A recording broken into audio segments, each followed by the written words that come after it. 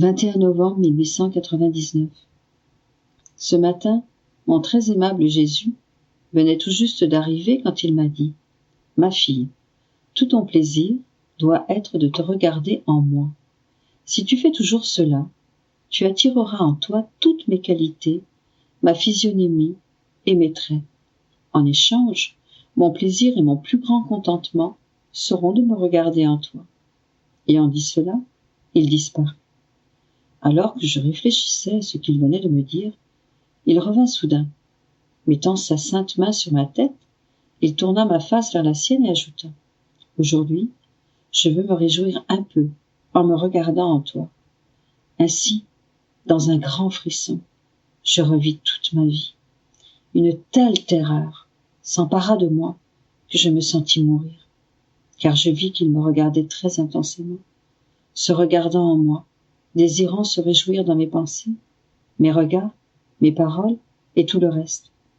Je me suis dit en mon intérieur, « Ô Dieu, est-ce que je te réjouis ou est-ce que je t'aigris ?»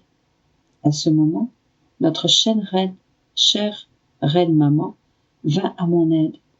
Tenant une robe très blanche dans ses mains, elle me dit avec beaucoup d'amabilité, « Ma fille, n'aie pas peur, je veux t'habiller de mon innocence. De cette manière, se regardant en toi, mon cher fils trouvera en toi les plus grandes délices que l'on puisse trouver chez une créature humaine. » Elle m'habilla avec cette robe et me présenta à mon cher bien en lui disant « Mon cher fils, accepte-la à cause de moi et réjouis-toi en elle. » Toutes mes peurs me laissèrent et Jésus se réjouit en moi et moi en lui. «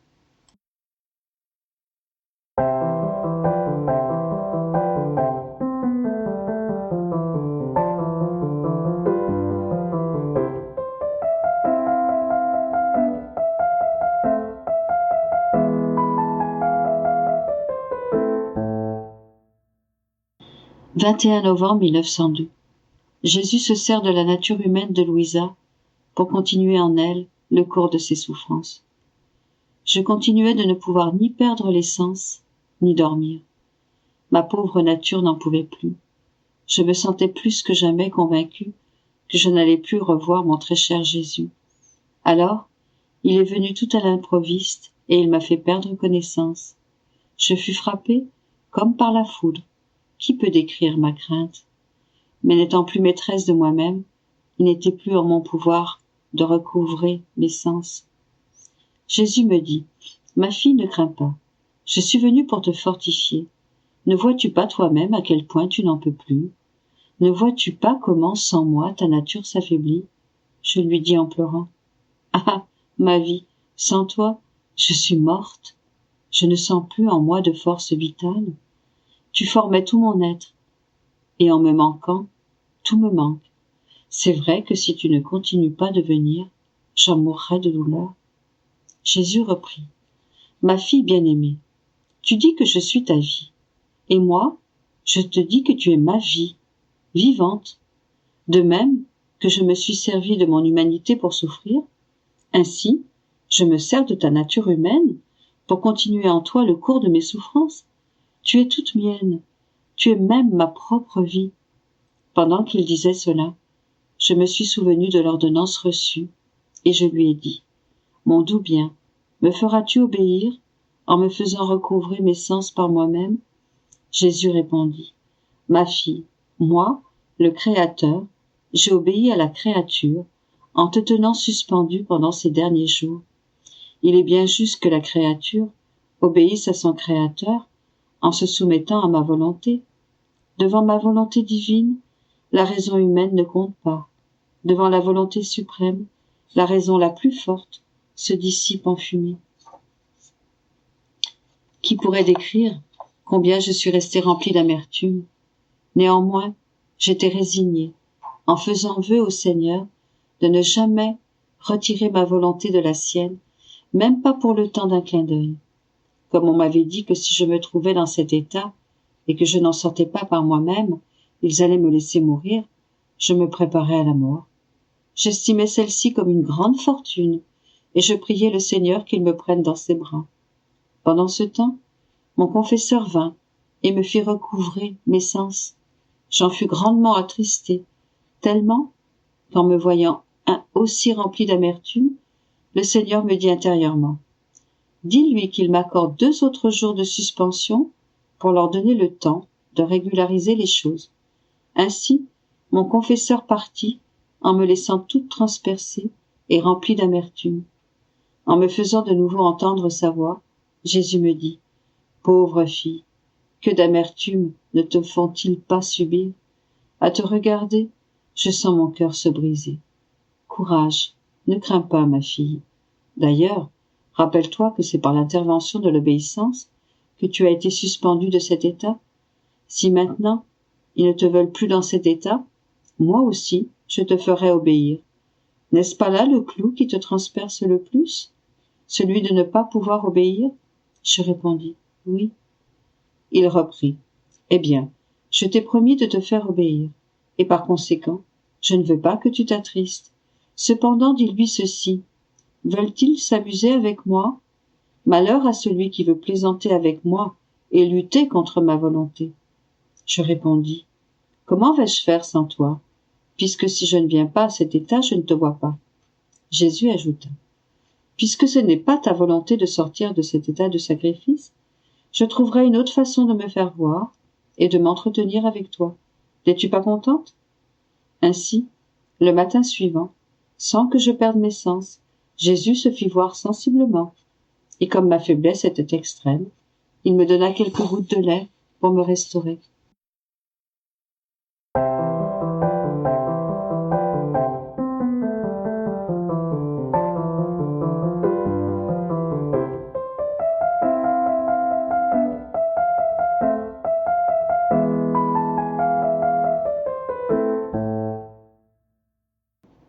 « 21 novembre 1907.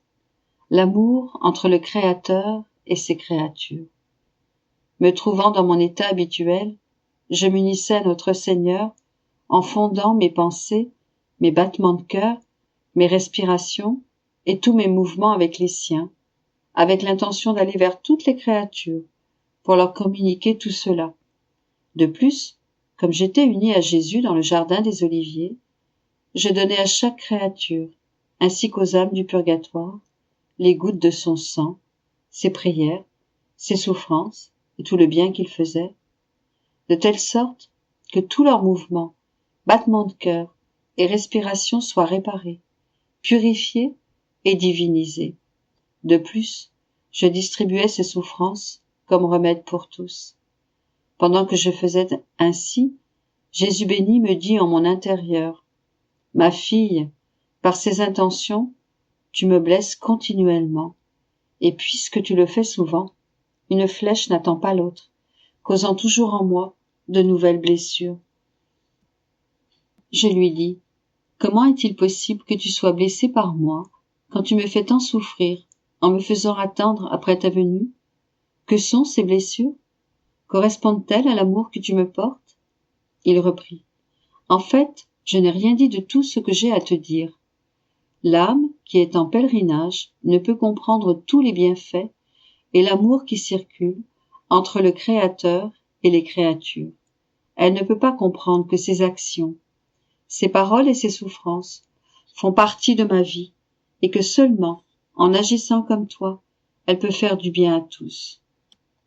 Je te dis seulement que tes pensées, tes battements de cœur, tes mouvements, tes membres et tes souffrances sont autant de lumières qui proviennent de toi et, quand elles m'atteignent, je les répands pour le bien de chacun, pendant que je te retourne 3 fois autant de lumière et de grâce. De plus, au paradis, je te donnerai de la gloire pour chacun. Il suffit que je te dise qu'il y a au paradis une telle union et une telle proximité que le Créateur est l'orgue et la créature le son, le Créateur le soleil et la créature les rayons, le Créateur la fleur et la créature le parfum. Peut-on y vivre sans l'autre? Non, certainement pas. Penses-tu que je ne tiens pas compte de tous tes actes intérieurs et de toutes tes souffrances? Comment le pourrais-je, puisqu'ils proviennent de moi-même et ne font qu'un avec moi? J'ajoute aussi que chaque fois que ma passion est rappelée, elle qui est un trésor à la disposition de tous, c'est comme si on la mettait sur un distributeur, pour la multiplier et la distribuer pour le bien de tous.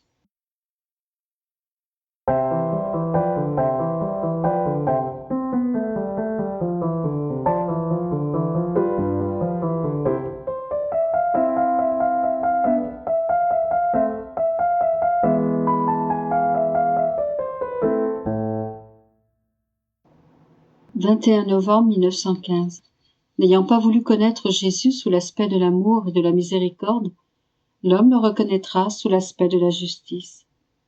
Me trouvant dans mon état habituel, mon toujours aimable Jésus se montra brièvement, et je le suppliai de changer le décret de la divine justice. Je lui dis, « Mon Jésus, je n'en peux plus. Mon pauvre cœur est broyé à cause des si nombreuses tragédies dont on me parle. Jésus, ce sont tes chères images, tes enfants bien-aimés qui gémissent sous le poids de tant d'instruments presque infernaux. » Jésus me répondit, « Ah, ma fille, les choses terribles qui se déroulent actuellement ne sont qu'une esquisse du dessin. Ne vois-tu pas le grand cercle que je trace? Qu'arrivera-t-il quand j'en viendrai au vrai dessin? En plusieurs endroits, on dira, il y avait ici telle ville, il y avait ici tel édifice. Quelques endroits disparaîtront complètement. Le temps est court, l'homme a atteint le point où je suis forcé de le châtier. Il voulait presque me provoquer, me défier, et je restais patient. Mais le temps est venu. Il n'a pas voulu me connaître sous l'aspect de l'amour et de la miséricorde. Il me connaîtra sous l'aspect de la justice. Donc courage, ne perds pas cœur si hâtivement. «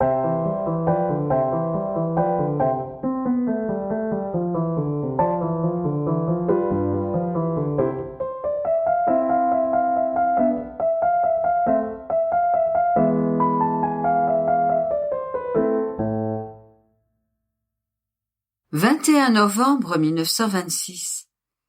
Tendresse de Jésus au moment de la mort. Comment la créature qui vit dans la divine volonté a la primauté sur toute chose. J'étais tout affligée à cause de la mort soudaine d'une de mes sœurs. La peur que mon aimable Jésus puisse ne pas la voir avec lui tourmentait mon âme. Et Jésus, mon très grand bien, vint, et je lui fis part de ma souffrance. Et lui, toute bonté, me dit, « Ma fille, n'aie pas peur. N'est-ce pas ma volonté qui compense pour tout, pour les sacrements eux-mêmes, et pour tous les secours qui peuvent être donnés à une pauvre mourante?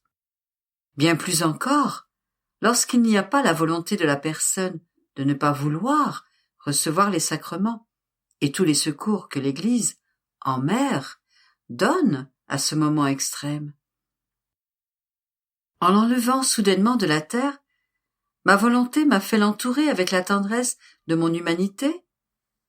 Mon cœur humain et divin a placé mes plus tendres fibres dans le champ d'action, de sorte que ses défauts, ses faiblesses, ses passions ont été regardés et pesés avec une finesse de tendresse infinie et divine.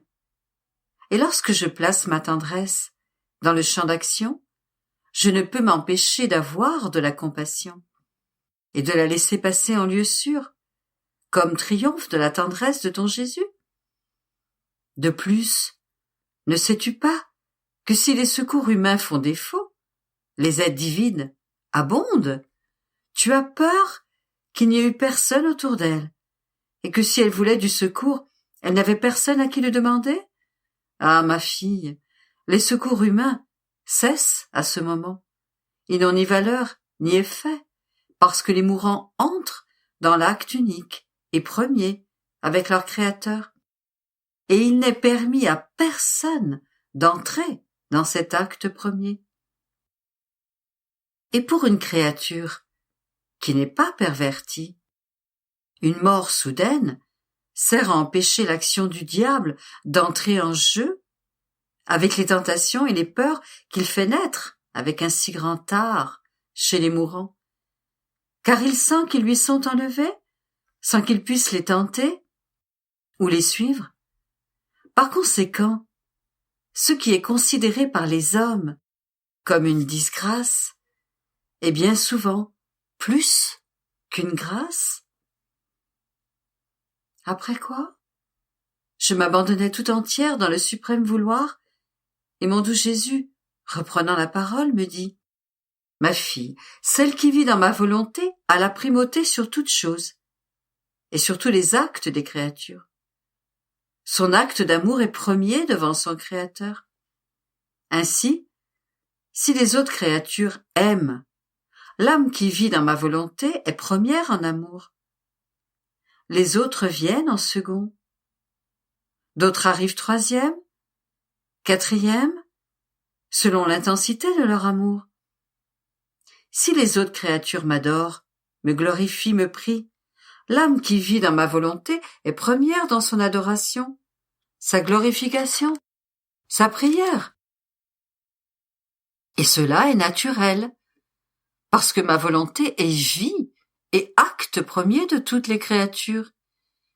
Et par conséquent, celle qui vit en elle se trouve dans son acte premier, et elle est première devant Dieu, avant toutes les créatures, en faisant tous leurs actes, et tous ceux qu'elles ne font pas. Ainsi, la reine souveraine, qui n'a jamais donné vie à sa propre volonté, mais avait sa vie entièrement dans ma volonté, possède ainsi le droit de primauté. Elle est ainsi première, en nous aimant, en nous glorifiant, en nous priant. Si nous voyons que les autres créatures nous aiment, c'est derrière l'amour de la céleste reine. Si elle nous glorifie et nous prie, c'est derrière la gloire et les prières de celle qui a la primauté et par conséquent l'empire sur toute chose. Comme il est beau de voir que lorsque les créatures nous aiment, elles n'abandonnent jamais sa première place dans l'amour. Mieux encore, elle se place comme acte premier.